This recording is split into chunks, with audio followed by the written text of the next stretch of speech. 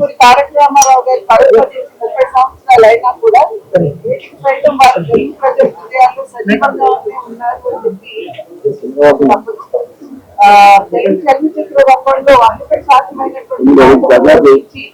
నాయకుడిగానే కాకుండా ప్రతినాయకుడిగా సైతం ప్రజల మన్నలను మరియు వారి ఆశీర్వాదాలను గుర్తించినటువంటి తెలుగు కళాకారులు రాజకీయాల్లో కడుగుపెట్టిన తర్వాత రాజకీయాల అధికారం సాధించడానికి మాత్రమే కాదు, ఆ అధికారాన్ని ప్రజాసేవ మాధ్యమంగా వినియోగించుకోవచ్చు అని వారి సందర్భపరం ఎందుకంటే ఆనాడు వారు ప్రవేశపెట్టినటువంటి అనేక సంక్షేమ కార్యక్రమాలు ఏవైతే ఉన్నాయి, కావచ్చు, గృహ నిర్మాణం కావచ్చు, అదేవిధంగా మాండలిక వ్యవస్థ కావచ్చు, మహిళలకి ఆర్థిక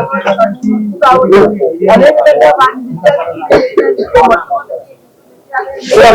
కావచ్చు, రైతులకి 50 రూపాయలకి హాస్టల్ విద్యుత్ అందించడం కావచ్చు, ఇవన్నీ మహిళలకి న్యాయం చేయాలి అనేటువంటి సంకల్పంతో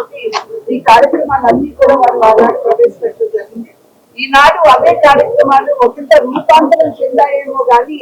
ఎవరో కూడా వాటిని తీసివేసేటువంటి పరిస్థితి దేశంలో ఖచ్చితంగా లేదు. ఇది వారి సంకల్పానికి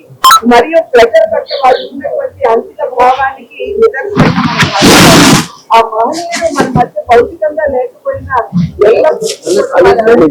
మనమైతే ఉంటాయని